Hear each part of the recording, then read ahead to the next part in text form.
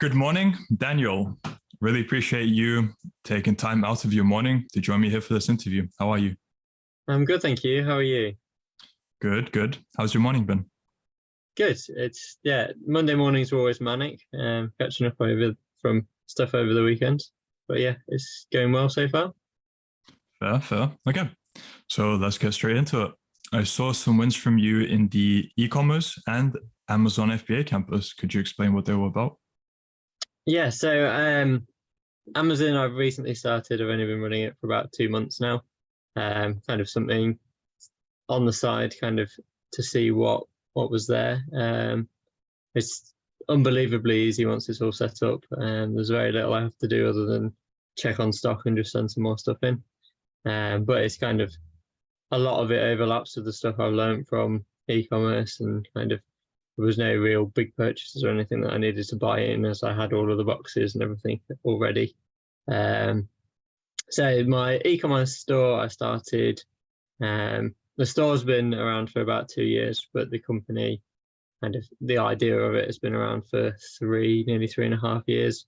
I sell aftermarket car parts. It started with me 3D printing a couple of parts that I wanted for my car using a friend's 3D printer. And once I got a couple of those going, I'd made enough to buy myself a 3D printer, and it kind of just snowballed from there. So I went from an eBay store with about 30 products to a website with about 30 products. And then in the last 3 months, it's massively ramped up, and I'm now on nearly 19,000 products on the website, offering to a global market. And yeah, massively moving up in the world. It's my full-time income. I don't have a job or anything like that. Well, I do, but I work for myself as and when, and it's great. Okay, a lot to go into that. So 19,000 products. Have you outsourced a load of things then? Are you still in charge of any parts of the business? Like, what's the logistics there? So quite a lot of it it's not really a drop shipping model, because it's all based in the UK, but quite a few of the bits I will just put an order in. I'm kind of just the middleman of offering this product, and I know the supplier, so I can order parts straight from the supplier straight to customers. So very similar to a drop shipping model. And then obviously you can see in the background, my bedroom has turned into a warehouse. So I've got hundreds of products here as well, which I post out on a daily basis. But yeah. Interesting. How did you end up making Aston Martin car parts? Was that part of the 3D printing, or was that along the process? Yeah, so I've always been into cars. It's been my big passion for everything that I do. And I basically bought a part for myself. And when it arrived, it was 3D printed. So I redesigned what they'd sent and kind of improved it. Borrowed a friend's 3D printer and printed my own version of it. So it was more kind of just like, how can somebody get away with charging? It was £50 for 6 washers and 6 screws. That's all it was. It just lifted the spoiler slightly on it. And I was like, I can do that. So after a couple of redesigns and a couple of attempts, I made my own version, and then used my friend's 3D printer to print. I think I printed 10 sets originally, sold them for less than the competition was selling them for, just on eBay. And it kind of just brought in enough money that meant I could buy myself a 3D printer. And kind of from there, it was very bootstrapped. It was kind of, how can I do this? And it cost me as little as possible. And then once you've got access to a 3D printer, it's just the difficult bits of design work and the testing and stuff. But then it was kind of, what else do I want for my car? It's kind of always been that up till recently. It's been, okay, which bits do I want for my car? Which means obviously there's a market for it. I can't be the only person who wants this. And then from there, it's kind of just snowballed. Very interesting. How old are you, if you don't mind? I'm 22. Okay. So when you would have started, would have been around 20 or earlier? I would have just turned 18 when I started. Oh, okay. Just turned 18. So were there any plans to go to university there? Did you end up going to university, or did you just go straight into this? I went to university. It kind of started I was already running it when I went off to university, but it was literally just selling possibly 4 parts at the time. I had a single drawer in my desk which had all of the parts that I offered when I moved into uni. And then COVID happened and we were all sent home. And all of a sudden I had all of this free time and I was locked at home. And it basically, from there, it kind of just grew and grew and grew. And people had money during COVID and sat and had nothing better to do. So they were spending it like mad with furlough payments and stuff like that. And it kind of just meant that I had some time and it kind of snowballed from there, really. I did go to university, I studied business, but I did a team entrepreneurship course, which is learning by doing. It's a Finnish model, which was the only course I was interested in doing. I didn't want anything that was just a memory test. So from the day we arrived, we were put into a team, which was the rest of the cohort, and it was go away and run your own business. If there's anything you need to find out along the way, go and find out. And that's where the kind of the educational side of it was, okay, we want to sell this event or this product or whatever. Okay, how are we going to market it? And then we'd go speak to experts and look at literature and kind of that side of it. And that model of education, I think, will be the future if people get that together. It definitely should be the future because quite a few of the lessons that are on the real world kind of overlap with some of the stuff that I've read literature about.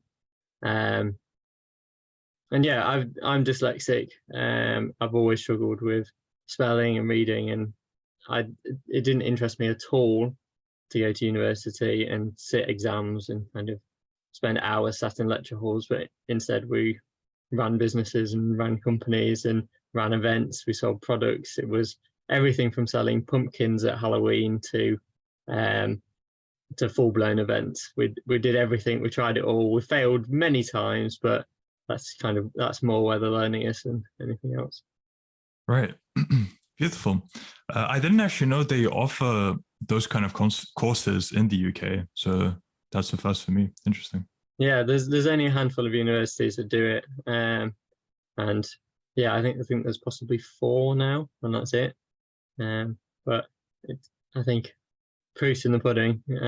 I didn't go out and get a graduate job and sat here running my own business, so it clearly can work. Right. And would you be comfortable revealing figures you've made from the e-commerce and the Amazon FBA stores? Yeah, of course. Amazon brings in around £1,000 a month in revenue.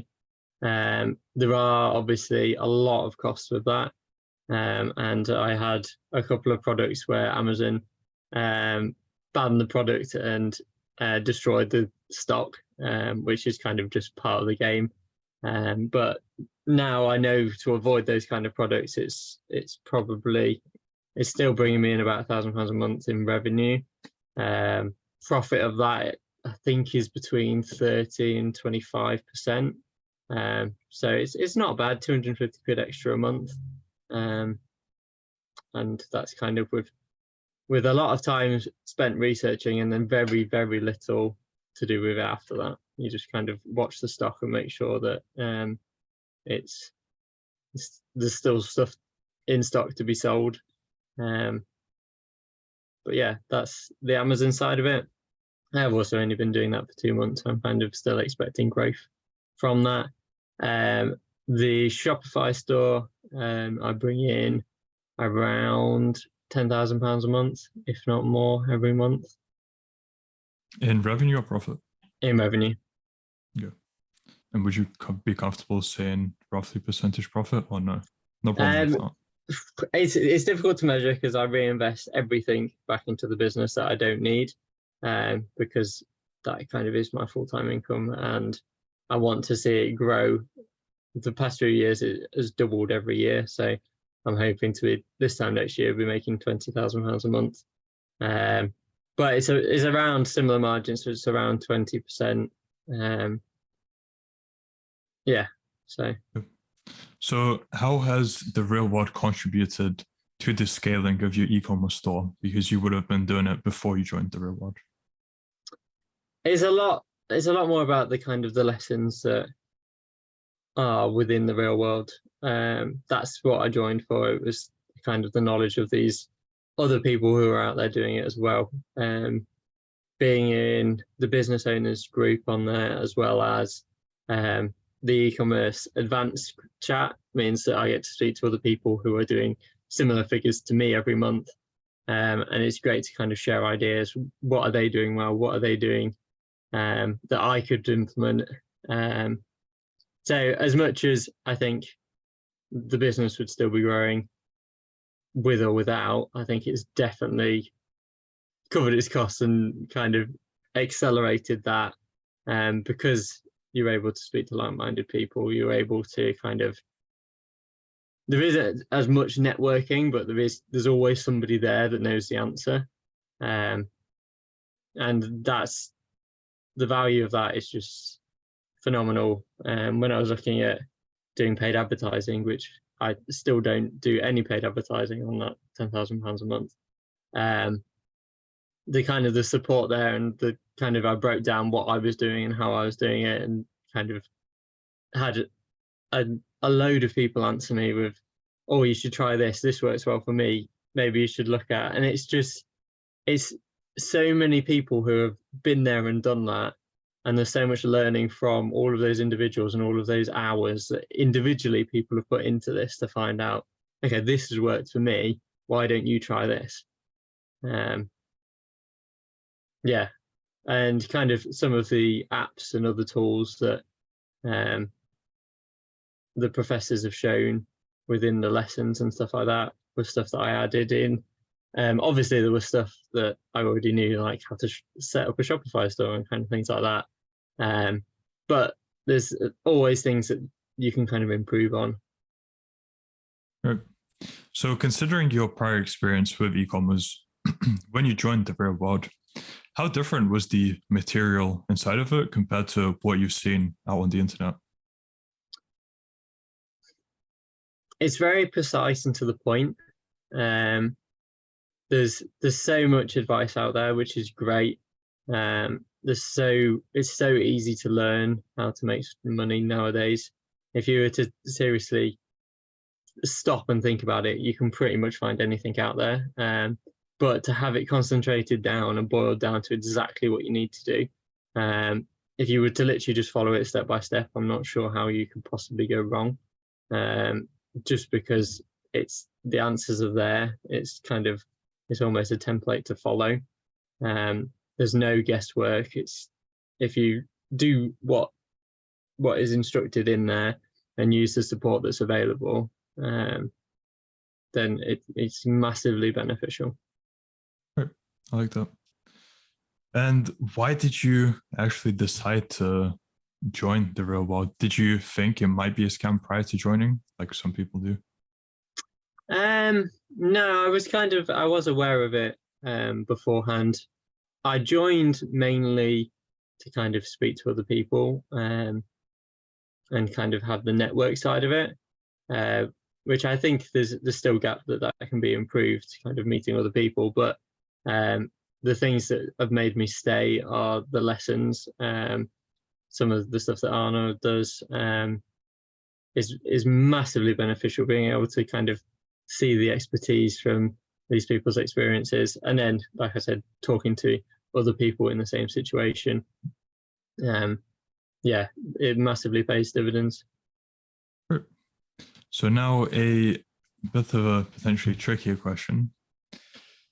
Within your time in the real world, what would you say have been the 3 biggest lessons you've learned? 3 biggest lessons. I think the first one would be the Amazon related side of it. The fact that you can just go away and set this up, and I now have another stream of income coming in. Yeah, that's massively beneficial, was just kind of having the knowledge of that. And that would be a massive lesson for me. The other one would be to just do, because if you spend time thinking about, oh, should I do this? Oh, should I do that? And kind of playing around with it, you're never going to get anywhere. If you were to join the real world and spend the next 6 months watching all of the videos and speaking to all of the people and don't actually do anything, and there's no action, there's no point. Even if you go start too soon and just get stuck in, you're going to learn so much more and see that it is really possible.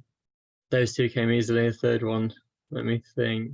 I guess for me, it's the Tate's individual lessons, which kind of isn't really one point on their own, but that the lessons of kind of how to run a business, some of the stuff in there, like I've already said, is reflected in literature, which is kind of interesting to see that someone who's tried it and done it actually agrees with the stuff that I was reading about. And those kind of lessons, that kind of the hustle mentality, would be something that I kind of seen a new side of. Okay, great. Love that. And since you mentioned Tate's lesson, I'm wondering, would you have anything to say for what kind of an impact maybe Tate has had on you? It's interesting because I feel he's very much split opinions. And I think quite a few people agree with him, and more so agree with him and won't openly say it. I think there's quite a bit of conflict about some of his opinions. But I think behind closed doors on an individual basis, most people agree. It's just they're scared to voice that opinion. I don't think there's anything harmful that he has said, and kind of encouraging people to start a business and make some money on their own and go to the gym and kind of those kind of things. There's nothing wrong with that. It should be voiced out there. So yeah, Tate is a massive inspiration. If I'm ever feeling demotivated, kind of watching some of the stuff he comes out with is hugely motivational and kind of pushes me in the direction that I want to go. And yeah. Likewise, I would agree with that. I know personally, I've changed a lot ever since starting to listen to Tate's message, everything, and changed for the positive. So yeah, I'm much happier with the person I am now than I was before. Good. So okay, just wanted to give some input from my side as well. Now, since you're on this trajectory, where do you see your life heading in 6 months to 1 year? 6 months to 1 year. That's very interesting. My aim for this calendar year is to have 5 income streams. I think if I can kind of vary where the money's coming in from, it will kind of grow from that direction. My longer term goals is to get to the point where I can employ more staff to kind of run the company, and basically take a kind of a bit of a back seat, and then it will give me the opportunity to go away and do other things. This week I've been looking into buy-to-let mortgages and property, as I was listening to a podcast the other day, and Lloyd's Bank wants to be the biggest property holder, basically, landlord, that's the word I'm looking for, in the UK. And I think if you don't act now, it's going to be very difficult to buy a property. And if they're buying up property at the rate that I expect they are, there's going to be less and less houses and more people renting. So being able to hold an asset like that, if not a couple, would be great. I only see it going up from here. Even if I was to stop doing anything with the company and kind of just keep it ticking over and fulfill orders, it brings in enough money for me to be comfortable now. I would love to push it to the point where it's bringing me in even more, and paying even more dividends. But I've started working with a company that offers fitting, so not only do I now supply the parts, we can also fit them. So it's almost a drive-in, drive-out service, which brings in another stream of income. And it's basically kind of seeing what else I can do. Once you have this kind of base understanding, you can kind of, the model's there and you can take it and move it into a new market. Or like I said, Amazon, quite a lot of the stuff overlapped with what I was already doing. It's just getting used to using Amazon's interface and kind of making sure you apply to all of their rules and regulations and stuff like that. But yeah, it's once you kind of get the ball rolling, you just got to keep the momentum going. The hardest bit's actually the push to kind of get the momentum started. It's much easier to keep it rolling. Right. So with everything you said, I'm wondering, at 22, where has your mindset come from for all of this? Because it is unusual. I mean, that's the best word I can think of right now. So yeah, where do you think that came from? Do you know, interestingly, I was thinking about this morning, and I believe it was cars. And I'm not entirely sure which way around it was.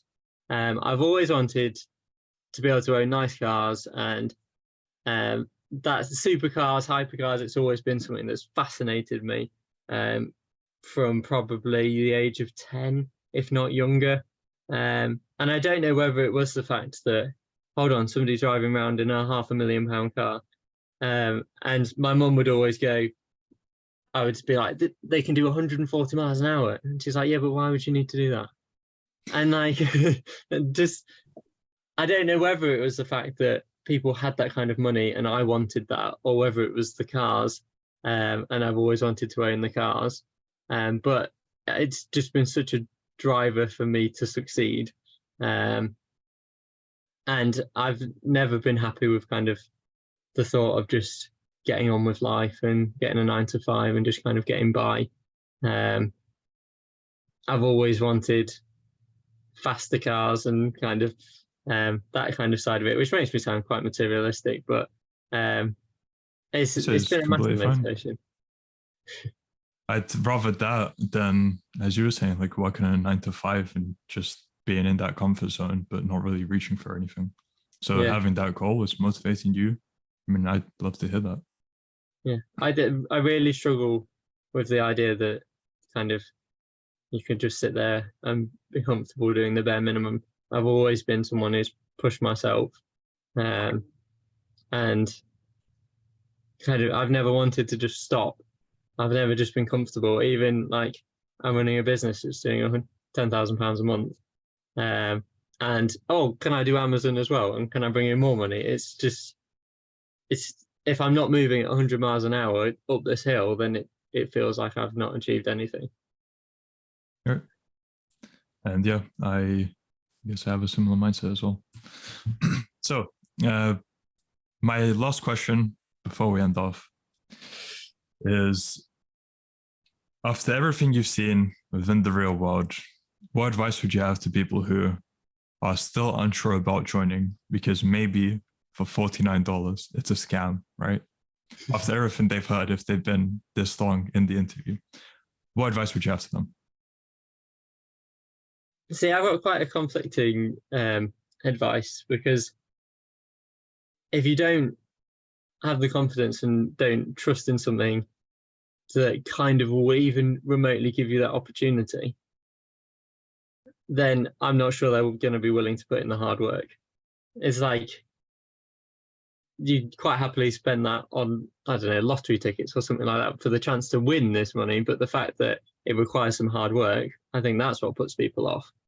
The price is, you get so much value for your money, and kind of even if you were to just go in and kind of absorb any of it, then it'll pay dividends and kind of bring it back. But also it's going to require hard work. I don't think there's anybody who's made it successfully in the real world that's just kind of sat there and gone, oh yeah, I've had a look at this. Now I'll go over, sit down, and go through TikTok. Like, you're going to have to put the work in. But if you seriously think it's a scam or not real, then you need to have a look at kind of some of the results and kind of see that there are people doing it, and just jump in. Stop standing there and watching it happen. Right, completely agreed, and great answer by you. So for people who want to find out more or contact you, where can they do so? So my company is Enforced, NFORCD. By all means, drop us an email. It's sales@enforced.com. even if it's kind of to collaborate or interested in kind of learning a bit more, feel free to drop me a message. They all come through to me at some point. So yeah, feel free to reach out to either collaborate, or if you just want to have a chat, I'm quite happy to meet like-minded people. Okay, I will add that to the description of the video. Okay. And Daniel, I look forward to doing a follow-up in, let's say, 3 months, maybe longer. Depends how things go for you, to see how you're progressing. And until then, again, really appreciate you taking time to do this interview. I'm very happy with it, and I wish you all the best. Awesome. Thank you for your time.